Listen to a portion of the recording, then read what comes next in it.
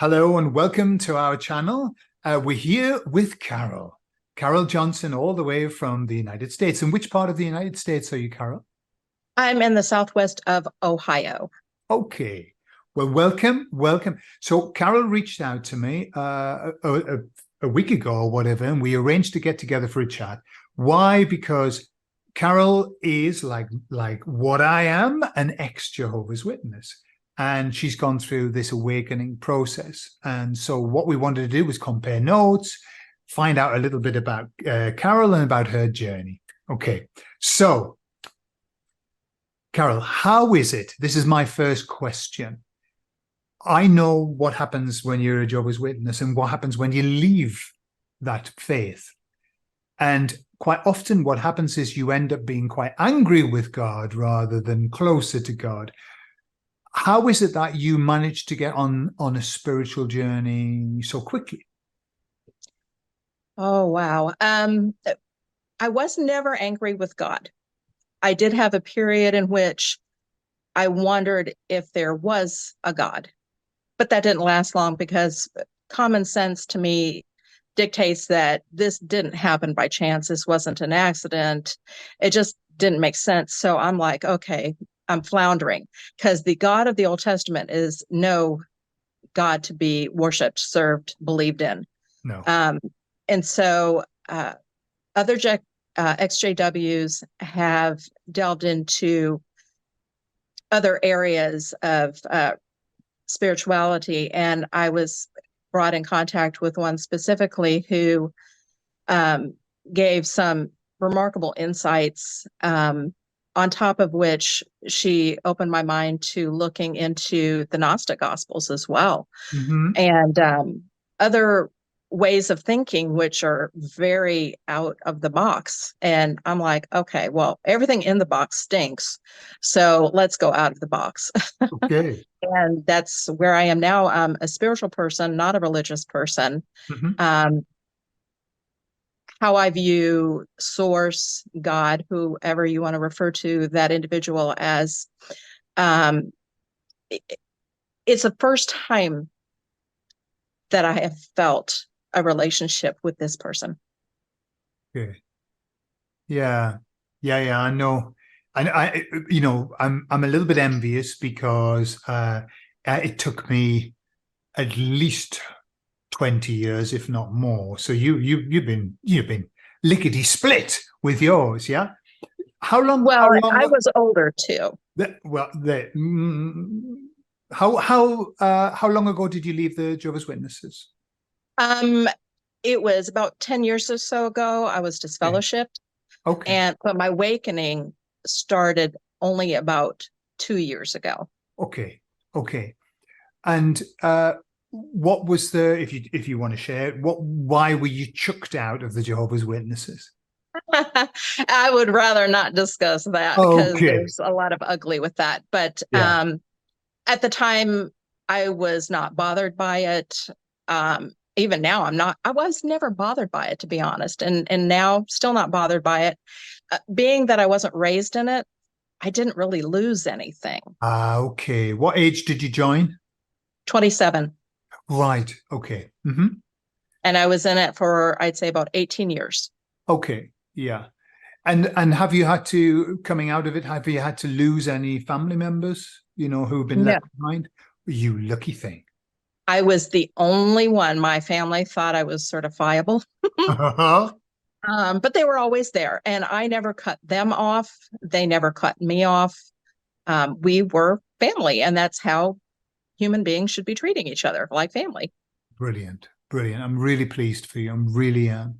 And okay, so tell me, you left. Obviously, you were expulsed as I was, and then but you said that your awakening only happened a couple of years ago.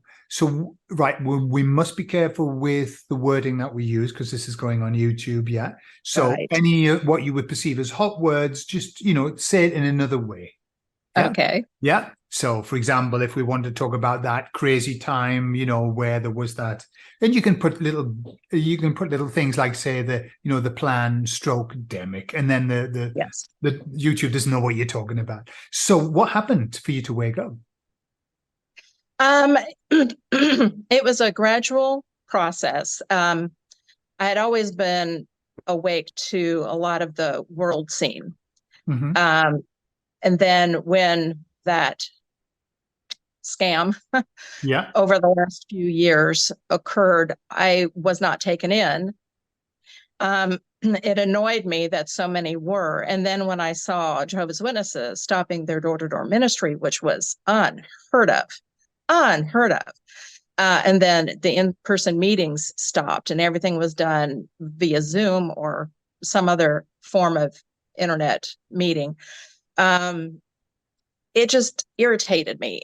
But I didn't wake up. And it wasn't until like near the end of all of that that I just stumbled across a 1947 Awake magazine, which excoriated the Catholic Church for their excommunication practices. And then 5 years later, they adopted and made more cruel the same practice. That annoyed me. And then shortly after that, I discovered their 10-year membership with the UN as an NGO. Yeah. And that really made me angry. And I was not prepared for the next thing, which was, and I have to watch how I say this too, but CSA, little ones, Yeah. adult abuse, Sure. adult activity abuse, and how rampant it is. It's percentage-wise, per capita, it is far worse than the Catholic Church ever was. Yeah. And their policies actually seem to promote it. For example, a two-witness rule. Well, who brings an audience, really? Exactly. Let's So just expand on that, that because was there'll be lots it. of people, Carol, there will be people who don't understand that. The witnesses have a rule that you cannot, your word against somebody else's doesn't stand. There has to be two witnesses, even in the cases of where there might be abuse between an adult and a minor. There still has to be two witnesses. Well, of course, that's a bit hard to find. And, Yes. I personally, I've worked in my therapies, I've worked with lots and lots of ex-Jehovah's Witnesses who went through that, who suffered abuse at the hands of the elders, etc. And they were expulsed and the elder wasn't normally. Yeah, because they kept speaking out or they wanted to go to the authorities to report Yes. it as they should. That's another thing that just really infuriated me, that they promote, if anyone's familiar with the Bible, Romans chapter 13, about being in subjection to the superior authorities. Yeah. But then when it comes to that, there is always the exception. And what they say to the public, see, they speak in word salads. What they say might be accurate, but it's untruthful for various reasons, depending on the topic. But they say, well, we let them know they can go to the authorities. But what they don't divulge is that they will then say to the person, well, you don't want to bring reproach on Jehovah's name. And of course, no Jehovah's Witness wants to do that. I'm responsible for making God look bad. Oh, no, I can't do that. He would not let me survive Armageddon, and then I would be dead. And so they don't give all the information. Sure, absolutely. Yeah.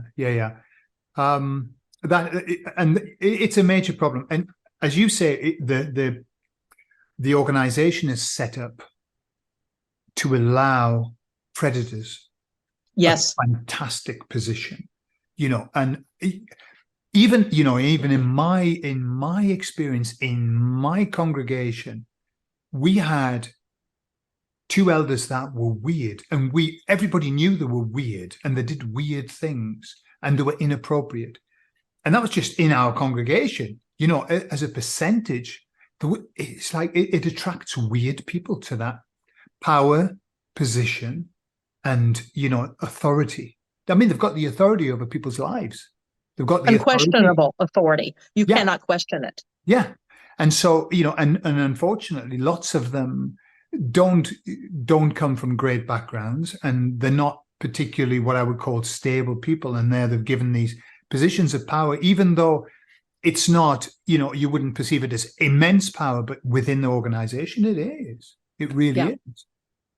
It's all about titles and position within that bubble, and probably because they have a desire for that, but don't actually have it outside of that bubble. Yeah, exactly. So, exactly. well, and it breeds it too. It's not just those coming from the outside who are attracted to that. It breeds it. In Australia, there were 1,006 predators, 1,800 victims. Not a single one found in the Australian Royal Commission of 2015 were reported to the authorities. Those are huge numbers. Massive, aren't they? Massive. Absolutely. I'll ask you a question about, when I was I was a Jehovah's Witness until I was 20. I left when I was 18, but I was expulsed when I was 20. And you would call it disfellowshipped. Okay. And all of my mates who were Jehovah's Witnesses, they were the worst Jehovah's Witnesses you could possibly imagine. They were into everything. I mean, and so was I. I'm not making myself out to be any better. I was a shit Jehovah's Witness, but all of my peers were shit Jehovah's Witnesses as well. And not only that, my dad was a shit Jehovah's Witness. I mean, he was a drunkard. And I just kept seeing all of this pattern. And then I was expulsed, and then they all stopped talking to me. I was thinking, wait a minute, you're all as bad as me. In fact, worse in many cases. Were you a good Jehovah's Witness, or were you not so good when you were there? I was actually pretty good. I actually took it seriously. I really believed it. I was all in. And that's what took me so long after being out to wake up. I was what they call POMI, physically out, but mentally in. They're worse than the PMEs. Which are physically in, mentally out, yeah? Oh, well, wait a minute. We've got a PMO, which is physically in, but mentally out. And then what was your name? I was POMI, physically out, mentally in. Okay. And then there's PMO, physically in, mentally out. There's a lot of them because they don't want to lose their family and their friends. And so they play the game. Absolutely. And, well done them. I take my hat off to people who are able to do that, because I'm not sure if I could do that. I can't do that, which is partly why I got disfellowshipped, because I am so averse to pretense. That it physically hurts me. I don't like it. And so I went to the elders and I told them exactly what was what. And of course, they play this game with you. Well, if we don't want to have to disfellowship you, are you sorry? At the time, I absolutely was not. And I'm so thankful that I stood my ground. And no, I'm not sorry. Should I have been? Yes. But at the time, I was not. And I didn't grovel, which is what they wanted. They wanted that power trip. Mm-hmm. And I didn't do that. I'm so thankful. Good. But hats off to you that you were a good witness, because I was aware that there were, but they were few and far between. The majority of them were living dual lives, and majority of the elders were living dual lives as well. It always used to make me laugh, because there were so many things you couldn't do, but you could have a bloody good drink. You could have a good drink. The alcohol was never an issue. I mean, Jesus, we had one elder that would say, Jesus' first miracle, changing water into wine. So, who are we? Take a little wine for the sake of the stomach. All the Bible quotations coming out to justify getting sloshed, Little buggers. So coming back to your awakening, what you see, you saw that there was a lack of concordance in what was being done. Was it what happened within the witness organization that woke you up to what was happening outside of it? No, I think it was the other way around.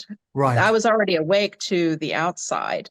I was still mentally, and I actually had every intention at some point in time of going back. And my goal at that time was, when I go back, I want to be that friend of everybody on the fringes, those that everybody ignores, everybody treats badly, everybody talks about behind their back. I want to be their friend, because they need that, because that's who I was. Sure.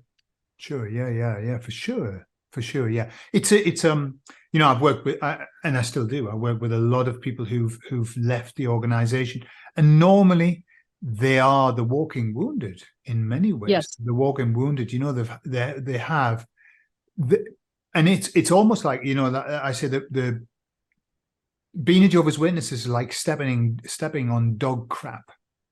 You can wash your shoe a lot, but you still never quite get the smell out, you know. And some people have to deal with the consequences of leaving the Jehovah's Witnesses for the rest of their lives, and the significant consequences of, you know, I can't see my children, or I can't see my parents, or it's endless, you know. So it's a those people need a lot of help, and the people who are in, but who don't fit the mold, who aren't doing the do as they're supposed to do, you know, it's all that. Yeah. Anyway, tell me about your journey on the awakening to where are you spiritually, would you say now?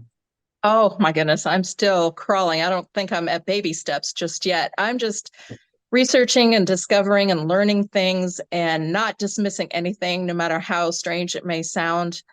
Coming to know what unconditional love is, because even before becoming a witness, I just didn't understand what that is. And so I'm learning that. I'm learning that we don't just love everybody because we're supposed to. We love everybody because they are us and we are them. We are all bits of source. And to not love them is to not love yourself. And you've got to learn to love yourself. And part of that is you've got to let go of the guilt. You've got to let go of the being critical of yourself. Yeah, we have improvement to make. We all do. Quite frankly, even Source is always learning, always, you know, making adjustments when necessary. That's a part of life as a whole. There is no perfection the way Jehovah's Witnesses and a lot of others speak about perfection.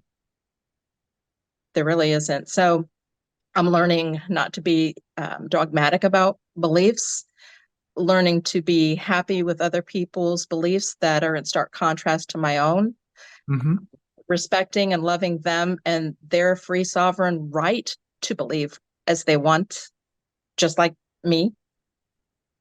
So we're working on that because I'm very opinionated.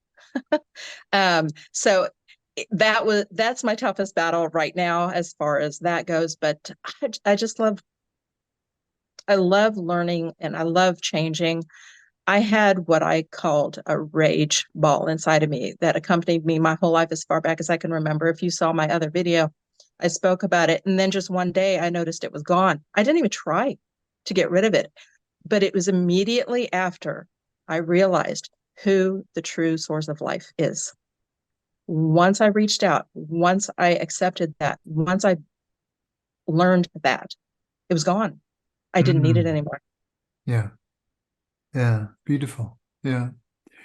So you're talking about going through a journey, which we're all on, which is, it's almost, I see it like this, and you've described it nicely, where we're opinionated, okay, about rubbish things, and then we start going down rabbit holes and we become even more opinionated, like, and we start becoming, this is definitely the case, and this, you know, we become quite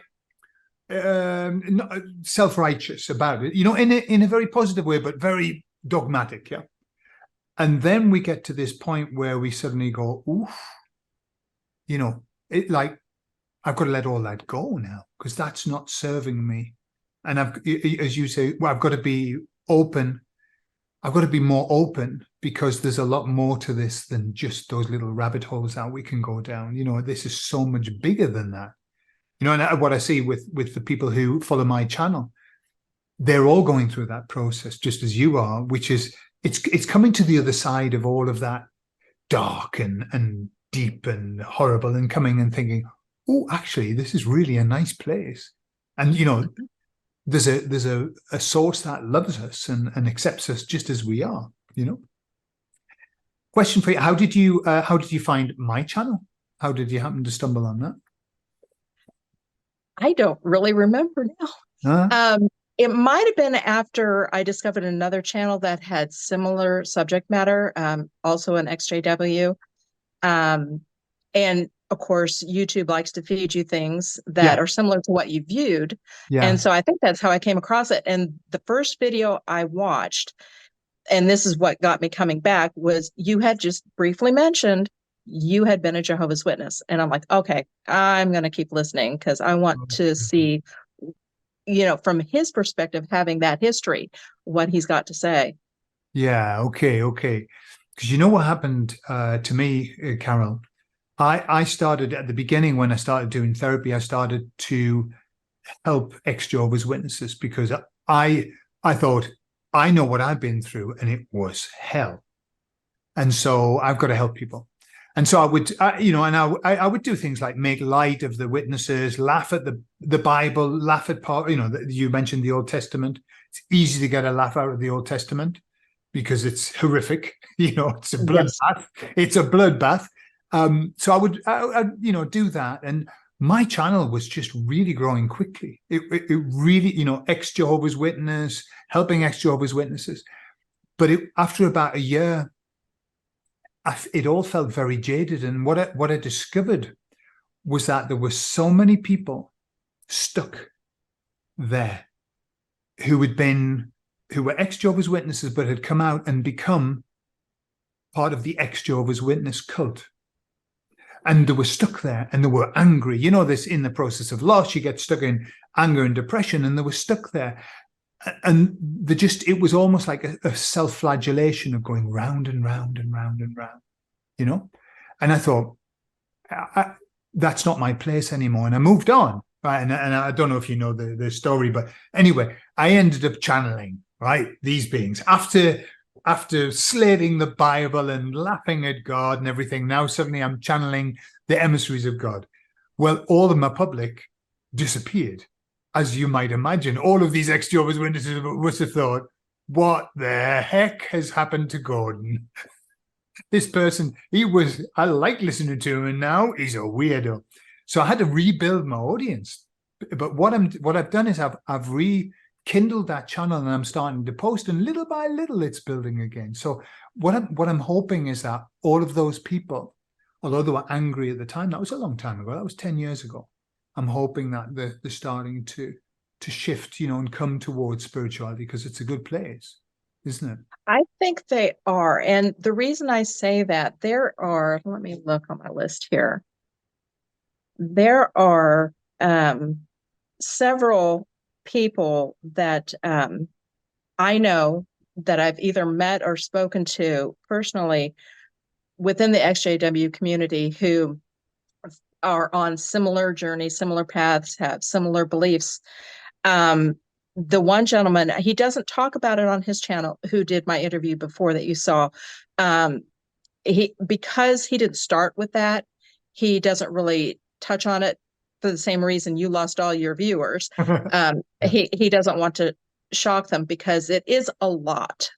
It's a lot for most people, but it's even more for Jehovah's Witnesses, who everything like what you do, to them it's demons. Of And course. so they can't let go of that. And so they just think you're losing your mind. But there's five. And I found that interesting as well. So many from the XJW community are coming to spirituality. Yeah. They're not joining churches. They're not religious. They're not preaching a gospel of some sort. They are becoming spiritual people, and within the XJW community, they are mocked. They are spoken of unkindly. And I'm fortunate, when I woke up, there was a huge, huge controversy with a big name in the XJW community. And that, I think, served as a protection for me so that I don't get stuck on the XJW hamster wheel and just be angry and stay stuck and that sort of thing. I'm like, okay, let's not take any one person too seriously. Let's, not follow some human like we did with the governing body. Let's just take this information in, stick with the people that we resonate with, and, grow, then learn. Sure. Yeah. It's important. This is a journey we're on, and journey means movement, and so we've got to move. We mustn't stagnate. I don't know if I've told this story before, but I had there was a guy who was an elder in our congregation, and he was really stand-up guy, but he had his issues, and he was living a double life and everything. He left, and he became so angry that he spent the second half of his life fighting and preaching about the Jehovah's Witnesses, and negatively. I mean, that's all he ever did. He would call me and he would talk to me for 3 hours about quoting from the Bible, showing how the witnesses were wrong and all of that. It was like, oh, for goodness, get over it. But he never got over it. He never got over it all of his life, and he died an ex-Jehovah's Witness. And I remember thinking, I definitely do not want to die an ex-Jehovah's Witness. I don't even like that name, because that's a name. Why? What on earth are we doing attaching Jehovah's Witnesses to our title? I'm a free spirit having this beautiful experience. I've got nothing. That's their business, not mine. It's a shame. It's a shame that people get stuck there, isn't it? It is. A lot of what they do is commendable. They are on the front lines of getting governments to recognize the dangers to children within that group. Sure. All well and good, but sometimes it's so myopic that I worry for their mental health, because not that they don't have lives. They're very busy people and they do have lives and enjoy it. But when your spirit is obsessed on one thing, no matter how much you live outside in your life, you're not going to be able to fully enjoy it if you can't let it go. Sure. Yeah, I agree. And it can become an obsession. Well, we all become obsessed about things, but when it's an obsession, the question we've got to ask is, how does this make me feel? How is this leaving me energetically? Is this leaving me in a good place or in a bad place? And look, we've all got to face our demons. We've all got to fight the monster. And the people who were taking the witnesses to court and doing all, hats off to them. Fantastic. But the people who were just searching information, they want to hear another testimonial about how bad it was. And it's like, after a while, I remember me thinking, I know how bad it was. I don't need to keep, my experience was enough, and the experience of the people around me, So let me ask you, let's move to something else. I want to ask you something, because you're recently awakened, and you said that, you're kind of working on a place of trying to be open to so much information at the moment, isn't there, about what's possible. So what is there in what you've found, right? There'll be certain things you go, yeah, okay, I can see that. Yes, I can see that. Well, that's a stretch, but hey, in the realm of possibility. Is there anything, that a rabbit hole you've been down where you think, no, that's not for me. I'm not going to accept that one. There isn't one that has struck me that way yet. No. Although I find myself in the unenviable position of, I believe it's all possible, but that's where it ends. I don't want to just believe it. For example, you speak with the emissaries. It's not a belief anymore. You know that you know. Mm-hmm. That's what I'm missing. And so that's what I want to get to, that point where I know that I know. Whether anyone believes me or not, I don't really care. I just want to know for myself. Yeah. And it's a funny place to be, because I've talked a lot about beliefs and about the fact that we must not believe our beliefs. We must not, because we can't access the truth. We don't have access to the truth. We're not built to access the truth. If we were built to access the truth, then we would know everything about what what came before and what comes afterwards. The whole idea of us coming here is that we lose access to the truth. You know, we've got all these filters that go on and stuff. So, for example, the emissaries, I know that they came to me and they, you know, did things that made me absolutely certain that it wasn't me, and they give me these messages and everything. But if you were to pin me down and say, do you believe 100% that the emissaries are real? I would have to say, no, I don't believe 100% because I don't know. I mean, it could be, who knows? I could be inventing it. I could just be making it up. If I am, well, hats off to me because I'm doing a blinking good job. I've got a great imagination, but I don't know. And so it's that shift, Carol, of like, if you think about the witnesses and like really anybody who's embroiled in something like that, they're quite willing to, and I've got to be careful how I do this because YouTube took a video down where I mentioned this. So I'm going to reword it.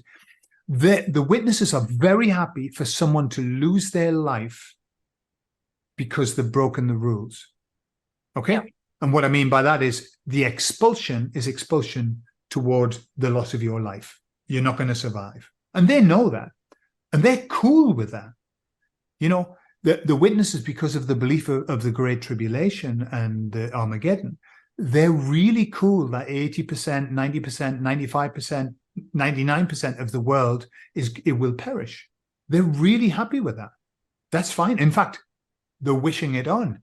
Let's have it. You know? Yep. And that's the danger of beliefs. What I've learned is that our beliefs are actually the most dangerous thing that we can have, because if we are willing to let somebody lose their life because of what we believe, then that belief is wrong. That's right. Not a belief. That's a dogma. You know? It is. Yeah. And that is what I remind myself of when I start getting, you know, a little too full of myself with something that I believe. I'm like, you know, who am I really to judge this or that, or to assume this or that about another person? Because I just don't know. Okay.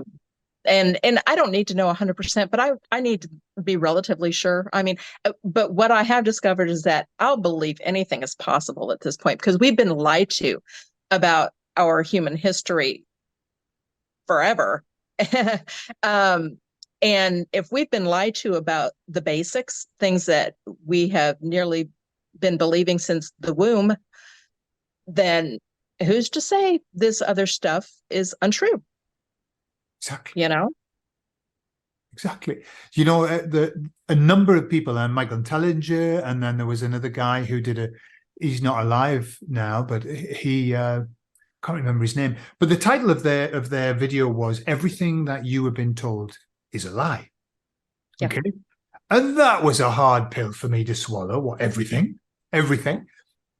But now for me, that's the easiest. In fact, it's so liberating when you know that. Everything. So when you come from the premise of everything that I know is a lie, that means that anything's possible. Anything is possible. Because if what I've got's a lie, then the truth must be somewhere else. So, you know, let's open up. But it also stops you, this egoic tendency we have to say, what I know is the truth, and I have the truth, the whole truth and nothing but the truth. And that's the ego, you know, like, what I know. When that's taken away from you, it becomes like the egoic death, like what everything I believe is a lie. My goodness. But it sets you free, because then you think, well, I better do some searching then and see whether I can find this truth somewhere. Well, and that's it. It's a burden to know all the answers. Absolutely. I mean, as a witness, it was a burden. You always felt like you had to defend it and explain it and, you know, be a part of it. And when you don't know, when you're discovering and you're learning and you're open, there's no burden there. You're just going through life going, this is great. Oh, that makes a lot of sense. Oh, that makes me feel really good. And, oh, I don't know if I care for that, but wow, that's interesting anyway. No burden. You're not carrying a burden. It's like forgiving. My whole life, I'm told, if you forgive for you, you don't forgive for them because they really don't care. And it didn't hit me until I came to meet Source that not forgiving is a burden you have taken from the other person and chosen to carry for them. And once you forgive them, it has nothing to do with them. It's you've let that burden go, and then they can do with it what they want.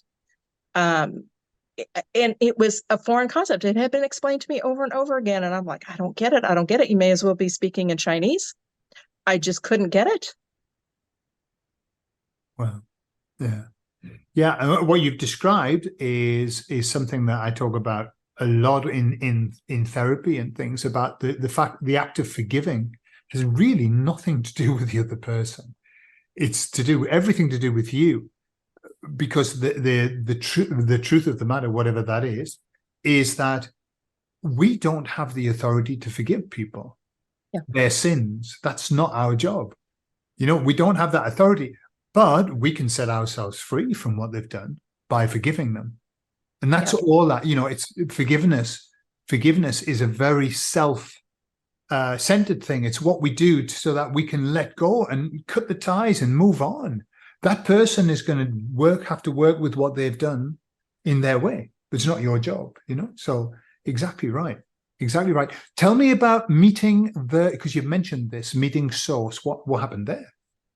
Well, it wasn't anything profound. It's just once I opened my mind to Source is not looking to punish. Source gave us life, not to take it away. Source doesn't approve of killing for any reason, including what a lot of religious people, and not just Jehovah's Witnesses, teach, that Jesus had to die for man's sins. No, he didn't. Sin is a construct of those who want to control us with that narrative. And once I realized Source loves us no matter where we are, no matter what we've done, no matter what we're doing, there's nothing that's going to end that love. Once I understood that, that was a turning point. That's when I believe I met Source and started that introduction. Sure. Yeah. And that's a message that I get over and over and over again from when I do higher self work in hypnosis. Another thing that the witnesses do not like, hypnosis is demonic. And I mean, worse than hypnosis, going off to speak to your higher self and going to a past life. I mean, wow, for a Jehovah's Witness. But the higher selves, when people go there and, they're always saying, what should I do? And why did I do this wrongly? And blah, blah, blah. The message is always, you're perfect as you are. You're exactly as you should be. There's no demands from that side. We demand a lot from ourselves, okay? And, it's part of the game.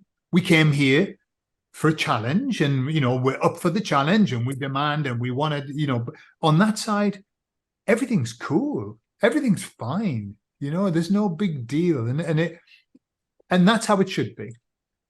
I think every now and again, we need to dip into that side as you do, dip into that source. We just get a little message of like, hey, all's well. The most famous gurus in the world have always said that all is well. Everything's a mess, but all is well. And it's difficult sometimes to keep touch with that when life's so frenetic and the issues and everything. It's hard, but we have to come back to it. It's like a meditation. We have to come back to that, don't we? Yeah, we do. And the waking up answered a question that I had that bothered me. I have 4 grandchildren. The second oldest, I always felt a special attachment to. And I felt guilty. I had one child. So I didn't understand loving more than one child. And I'm like, I don't love her more, but I feel closer, and I couldn't understand. And I came to realize that she is potentially an old soul, but she is the child I lost. Oh, okay. brought back to my daughter as my grandchild. And once that came to light, like, oh, that makes so much sense. And no more guilt. Now I know I have a double connection to this child. Um, she is, she has the strength of someone much older Mhm. than her age. She's 11 now. When she was 8, she had a lot of courage. She did something that I thought at her age was beyond someone that age. And it really spoke to me, and it stuck with me. And I'm like, okay, I feel close to her. I don't understand why, closer to her. And then when I had that realization, I'm like, oh my goodness, Mm. this is the child I lost. And I'm like, and she's still in my family, and I still get to watch her grow up. I don't know if it was a him or a her, but you Sure, know, sure. she's a her now, and I love her dearly. Yeah, yeah. Hmm. In the work that I do in past life regression, often, I'll ask the question, in that past life, who is it that you're sharing this life with? And very often, not every time, but very often they say, yeah, that my father in that life is my mother in this life, and they make these connections. And then sometimes I'll take them off into what we call the Bardo state, which is in between lives, where they've left one life and they're coming to a new life, if you believe in that sort of thing. And they meet up with the soul group. And it's in that, normally in those meetings where they kind of put, join the dots and go, oh, right, okay, I see. These are the people that I'm spending multiple lives with, and however, lots of people say, well, and I didn't have a child and therefore whatever. And when the soul comes through, it comes through. You can't stop it. It'll be your neighbor. It'll be somebody who impacts you. Everybody has their role to in that contract that we have. They have their role to play in your life, and they will get into your life whether you like it or not, because that's the Exactly. deal. And good, for the good or for what might be perceived as the bad. Absolutely, whatever lesson it is that you chose to have. Yeah. Exactly. So what's your journey forward? What do you see are your next steps in your awakening process? Well, for now, I'm still getting my footing, learning, and exploring. Ultimately, I would like to be a soft place to land for people in my area who might find themselves cut off from Jehovah's Witnesses. Um, Mm. Maybe just general volunteer work to help people. Um, that's one thing I didn't lose. I stopped being a Jehovah's Witness, but I didn't lose the desire to help people. Unfortunately, when I was a witness, I was not helping people. But I have that desire. I've had someone offer for me to take QHHT classes, What? quantum hypno therapy. Oh, yeah. The Dolores Cannon. Yeah, yeah, Sister. her class. So that has been mentioned as a possibility. Oh, yeah. And then, of course, another friend, she does like what you do, the NLP, um, perhaps something like that when I feel like I'm prepared for that kind of thing. Because you have to get yourself well to be able to help someone else, just like you have to learn to love yourself to be able to love others. Sure. And so that is something I would be interested in, I think. Well, that's a beautiful path. And let me just tell you, give me my spin on these things. I studied for a lot of years. I went to course after course after course, and what started to concern me was that all the people that were on the courses, I personally thought that they needed therapy. The people who were learning to be therapists, but and they might have looked at me and thought he needs therapy as well. What I discovered was this: the way the universe works. You help people, the universe will help you. You help to heal people, the universe will help to heal you. And so it's kind of like, which comes first, the chicken or the egg? Clearly you're a service to others person. That's clear. The way that you talk, even when you were talking about, you know, as a witness on the periphery, you wanted to be able to help other people who were on the periphery, or you were going to go back and help them, you know. So it's service to others. And so what I would suggest is go for it. Don't wait until, you know, until you feel better. If you start it, it will make you feel better. You will get into a better place. And as soon as you start helping people, well, you know, it's like that is your purpose being fulfilled to the top, helping people. That's why we're here. We're either service to self or service to others. Choose your side. And I think we're all choosing our side, aren't we? Of service Yes. to others. So I would just go for it. Yeah, I've spent, you know, 50 some odd years serving myself. I think it's about time I stopped thinking about myself so much. But yeah, you're right. And I hadn't thought about that. You know, the universe does bring back to you what you put out. You're right. Exactly. Yeah. And you know, one thing I want to say about Jehovah's Witnesses is this. You know, I've still got family. My brother's a Jehovah's Witness. My father's Jehovah's Witness. All their family. Jehovah's Witnesses, the reason that they get caught in that religion is because they're good people. They're good people with good hearts who want to help, and who were disenchanted with the way that the world is, and worried about the future, and worried about the future of the children. They're good people. The system is corrupting, but the people, and you know, they have good hearts. You know, power corrupts, and we see that. You know, so people, you know, people can be corrupted, and that happens, and that doesn't happen just in the Jehovah's Witnesses. Look at any area of power and riches and money. It's the only thing. It's the only thing that the devil has to offer. That's what he offered Jesus. Power and riches. That's all that he's got. The problem is when you get them, you're rotten inside. You can't enjoy them because it makes you rotten. But generally, Jehovah's Witnesses are lovely, lovely people. Misguided, but hey, join the gang. How many other misguided people are there? You know, I think we're all misguided. We're all kind of, you know, like flies around a light. Yeah.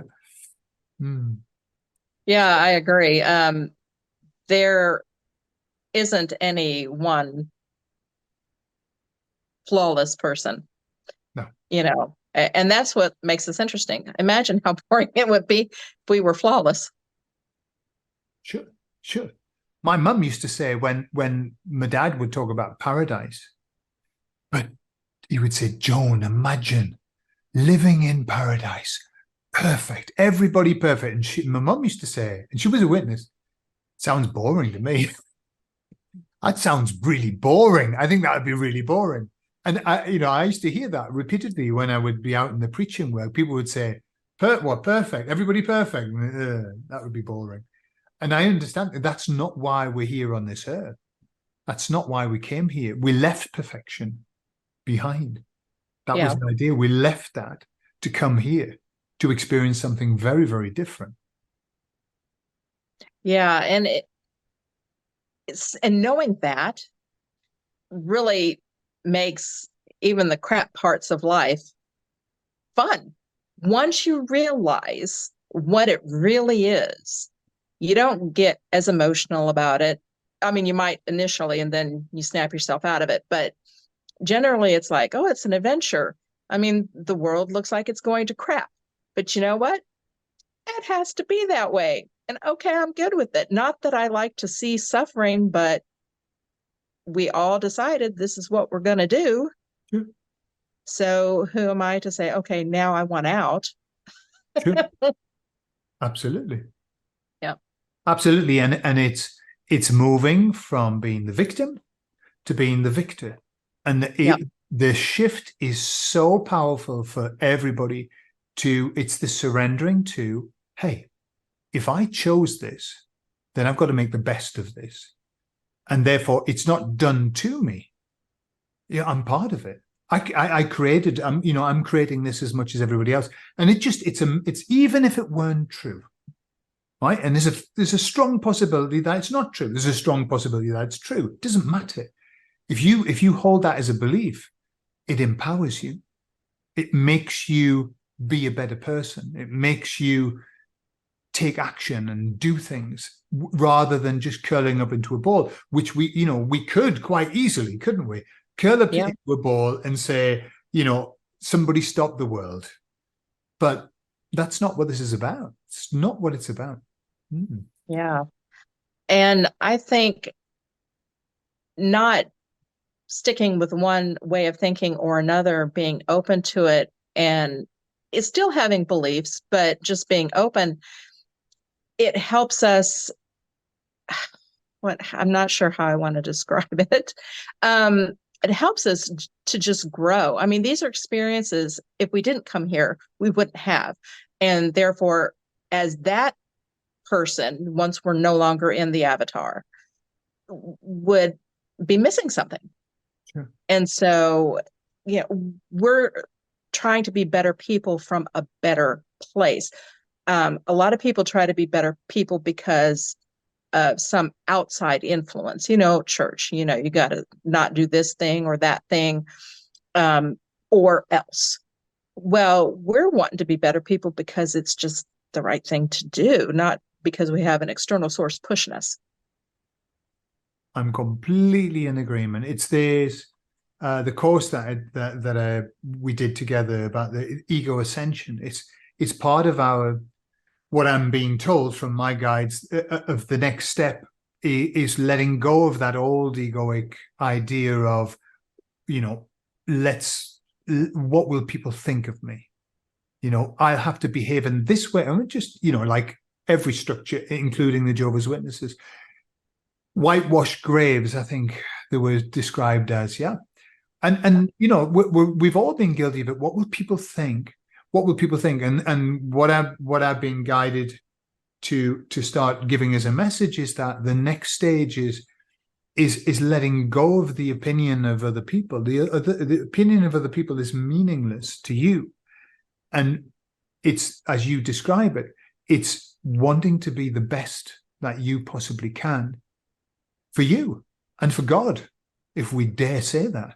I want to be the best version I can to bring praise to God. What's wrong with that? That's beautiful. That's the best motivation you can have. And the worst motivation you can have is secondhand motivation of that, well, what will my dad think of me? What will my mum think of me? What will the elders think of me? What will the neighbors think of me? It doesn't, fill in the gap. All of that's meaningless. It is. And ultimately, just like beliefs, are opinions. Everyone has them, they're entitled to them, but doesn't make them right, just like yours aren't necessarily right. But I just this is so not the person I was like 3 years ago. I would have thought you were losing your mind if you had said this is how you're going to be talking in a few years. Incredible, isn't it? Well, it's, and there is a scripture, I believe, that talks about it speeding up toward the end. The Great Awakening is speeding. It is, yes. It is absolutely whizzing, and everyone's been brought up to speed. Everyone's been brought up to speed, and the change is significant in people. That even people I talk to after a couple of years of talking to them and having a very, very abrupt conversation, now it's like they're very aware of what's going on and they're open. And, I'm having conversations thinking, wow, they haven't called me a nutcase or anything, Yeah. I have a friend that I speak to from time to time who is on her own journey now, which I never anticipated her to be on. And she said some shocking things. And I'm like, I never would have thought you'd say that. But I'm kind of sitting back and just letting her talk just to hear her process as she's waking up to this. Sure. Yeah. And everyone's going through, the rabbit holes you can go down and you can come back with some incredible information. But it's rare now that I'll hear something that's new for me because I woke up 20 years ago. So I've been down a lot of rabbit holes. And so I've kind of, You know, but it's still fun to hear people going, and you know what? We never went to the moon. The things like that, that get horrified, absolutely horrified, Oh, it's fun. Yeah, people, they love to talk about the flat earth thing on Facebook. And I sit back and it's like I'm sitting there eating popcorn, just listening, because my attitude is, okay, I've not been to space. I've not, with my own eyes, seen the earth. So I can't say 100% sure it's a globe, and I can't say 100% sure it's flat. And so I'm of the opinion it could be. Absolutely. Either one. Absolutely. And we'll finish with that, because it's a very important thing, I think, for everybody. Where we are now, we're all, the baddies want us to take a side. The one is on the left, the one is on the right, the one is in the dark or in the light. Or you take your side, make your decision, and that's not, we're the middle road. Yep. We're the middle road. It's not even the middle road, because we're not even within their structure. And so often, like with I say to people, they'll say, "You're not a flat earther, are you?" I say, "No, I'm not. I'm not. But I'm not a round earther either, because I have no idea what it is. I know there's a lot of questions about it being round, and I know there's a lot of questions about it being flat. But hey, I don't know." And it's this, when we have to catch ourselves talking about our beliefs. And just all we've got to do is add a little tagline at the end, and maybe it's not. I believe that there's a God, and maybe there isn't. And it just keeps you safe then. Then you can't be dogmatic when you keep adding the tagline, and maybe it isn't. Maybe I haven't. Maybe I don't. And it just keeps I do it all the time. It keeps me safe, because otherwise we easily become dogmatic, don't we? Well, and it affects our energy. Once you've taken a side, it doesn't really matter which side, to be honest. Once you've taken a side, you've done what they wanted. Now they got access to your energy. And you know what? They've had my energy long enough. I want to keep it. I need it. I agree. No more divide and conquer. It's the old, it's the oldest playbook in the book. Yes. They've got no creativity. They just keep doing the same thing, but they keep getting the same result all the time. No wonder they keep doing it. But times are changing. Listen, Carol, it's been absolutely delightful talking to you and sharing your story and having some banter. It's been lovely. Thank you very much. I really enjoyed it. I am really thankful that you invited me on. I wasn't actually expecting that, so it was a wonderful surprise. And I just encourage anybody who is just beginning their journey of whatever sort, just be open. Don't be too quick to dismiss anything. That doesn't mean you have to accept it, but just don't be so quick to dismiss it, because you might miss out. Exactly. I think it was the expression goes, accept everything, believe nothing. Yes, exactly. Exactly. Okay, well, Carol, you enjoy the rest of your day. It's early for you and it's later on for me. So maybe we can, in a few months down the line, we can get back together and you can give me an update on your awakening process. I would love that. Thank you. All right. Lovely. Okay. Take care, Carol. Bye-bye, everybody.